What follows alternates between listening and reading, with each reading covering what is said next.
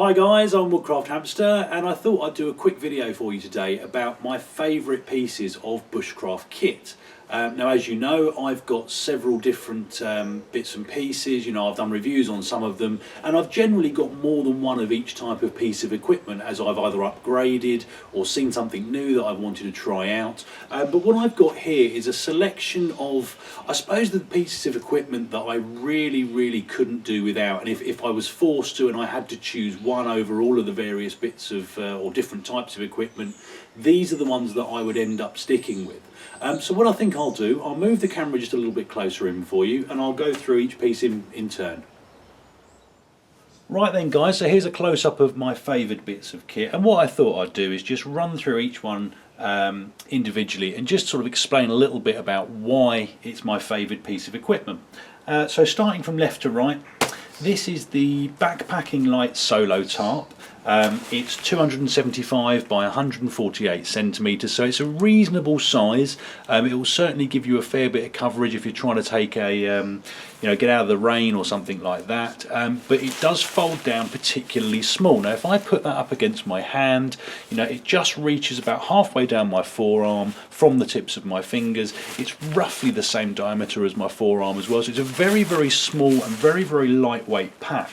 I couldn't tell you how much this weighs off the top of my head, but it is very light, and you can stuff it in a pocket, you can stuck it in a side pouch or something like that, and it's really versatile. And this one in particular, it's probably, I suppose I'd have to say it's definitely my favourite, alongside my 3x3 metre DD tarp. Now that's the one you can usually see behind me. That's what I use as my backdrop in the workshop when I'm filming.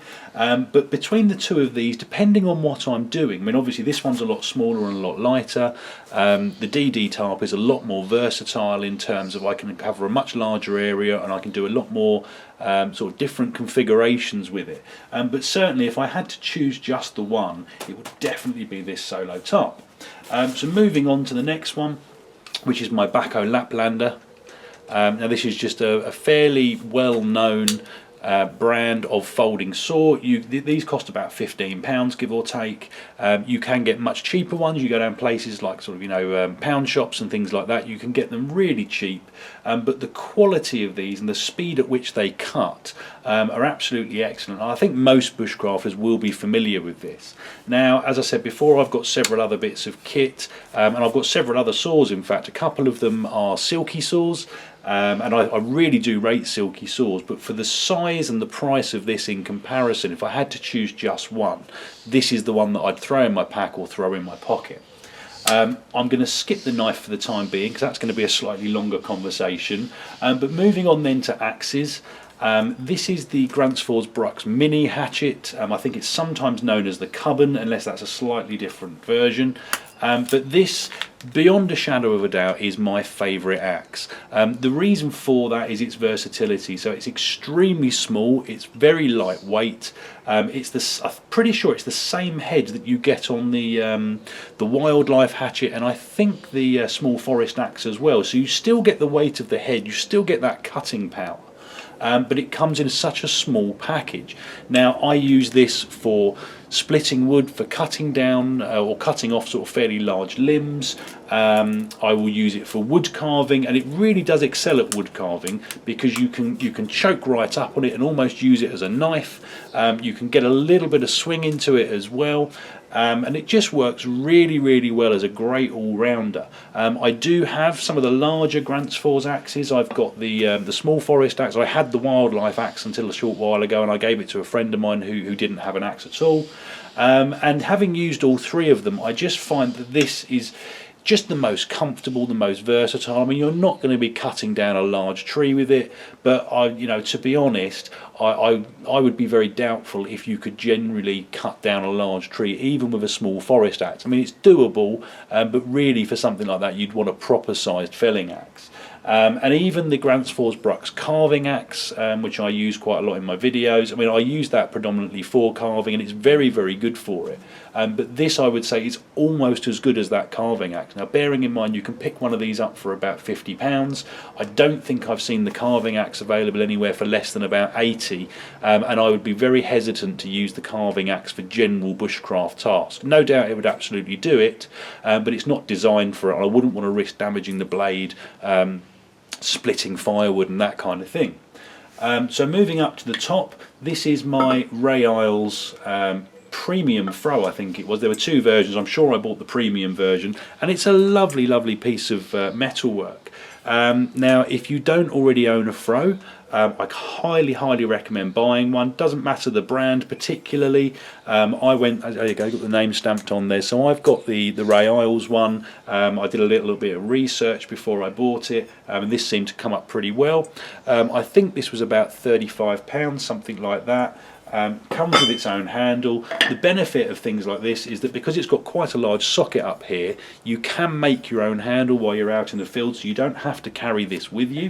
And this has been an absolute godsend for splitting wood when I'm out and about. So not only is it very good for splitting off blanks when you're carving, it's also great for processing firewood as well. So if you're happy to have that little bit of extra weight, and I'd say the weight is probably comparable to this axe. So you know, if you've got an axe with you, you don't really need a throw. But if you're going to be doing a lot of carving and you're going to be doing lots of splitting down and you know, refining pieces of timber down into the right shapes and sizes, you do get quite a lot more control with the throw. So again, really, really nice piece of kit. Now this is my I was about to say flint and steel then. This is my fire steel with a little buck. I think this is a Buck Bantam Nano off the top of my head. I've got a little breakable link keychain on there, so you just push this in, it separates, and you've then got your fire steel to hand. I've also means I've always got a relatively nice sharp small blade with me. Now, it's not the sort of thing I'd use for wood carving, but for normal camp tasks, even things like food preparation, I appreciate this one's quite dirty, it'd probably need a bit of a clean, but that's not a problem for me. And this fire steel, I actually bought it from an army surplus shop. It must be coming close to sort of 8 or 10 years ago now. Now obviously it's seen a bit of use. You can see that you're starting to get some sort of movement in, not so much movement, sorry, you've got some indentations and things in there, but actually, you know, I've been using this quite a lot since I bought it, and there's still plenty of life left in this. Now, I don't know the brand. I think it cost me about £10. It's got a nice little antler handle. As far as I know, it's antler. It certainly looks like it, unless it's some kind of very good fake. But this is beyond anything, this is my favourite fire steel. It just feels really nice in the hand, it generates a nice lot of sparks, and in this little combination it just means I've always got my striker and my fire steel, and if you're going to do that, you know, consider something like a small locking knife like this, because it's just a useful tool to keep in your pocket. So finally we move on to my bushcraft knife. Now, as you know, I have a number of different bushcraft knives, and without a shadow of a doubt, the Ramir's bushcraft knife, and I know there's a lot of discussion about these, and there's a lot of contention about how much they cost, and I'm not going to get into that here. But as a bushcraft knife, I've never owned a better knife than this. I've got a lot of knives that come close to it. And to be honest, because I purchased this fairly early in my bushcraft career, if career is the right word, I've never bought a similar style knife to this. You know, I've got Moras which are kind of similar, if you know, in terms of the blade shape and the grind and that kind of thing. But I've never gone out and bought another manufacturer's version of this type of knife, because I've had this one and I've never needed to. So, you know, as far as I'm aware, there are plenty of knives that look very similar and perform very similar to this at a much less price. You know, you look at people like Ben Orford, you know, a guy who makes, you know, lots of green woodworking tools and knives. There's lots of other makers out there as well. That's just to choose one of them. but this to me is by far my favourite bushcraft knife. Now I was going to bring a selection of them out because there are a couple of others that I tend to favour alongside this one. One of them is my SE4. It's a really good and useful knife. It doesn't have quite the same carving capabilities as this knife, but as a general all-rounder it's very good, alongside the SE6, which is just basically a larger version of the SE4. But I thought what I'd do is just pick my one preferred favourite knife, which is definitely this one by far. So this is the kit that if I had to give up pretty much all my other bushcraft kit, with the exception of maybe a pack and a sleeping bag and that kind of thing, as far as I'm aware, or as far as I'm concerned should I say, stoves and things like that are all very interchangeable. Some are better at certain conditions, some are better at others, which is why I haven't got a stove in here. But if I was going out for a day or even a weekend's worth of bushcrafting, minus the sort of the tent or the hammock or whatever I was sleeping in, this would certainly be my first choice of kit if I was told you can only take one of each item and it's limited to this kind of stuff. Right then guys, well I hope that was useful. As I say, I rambled on a little bit longer than I intended to there, but as I say, these are my favoured items of bushcraft kit. I'm not suggesting that you go out and rush out and buy any of these particularly, but these are just the things that over the years that I've used, I just keep coming back to. And if I'm going out and I've got my axes in front of me and think, right, we're going out for a weekend, what shall I take? My hand generally starts to hover over this almost automatically. Same with the other items here. If I'm going out to do some wood carving for a day or a weekend, I may consider changing the Laplander for a saw that cuts slightly quicker and with a longer blade, because it gives you more versatility. But for general bushcraft use, these items are the ones that I will always sort of gravitate towards, if you like. But anyway, just something for you guys to think about. This is just my personal choice.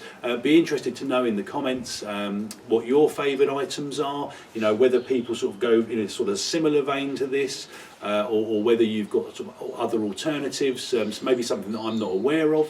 Always good to look at new kit options. But anyway guys, as I say, hope it was useful. Comments and questions in the box below. Hit like and subscribe if you'd like to see more, and I hope you'll all join me next time. Thanks guys.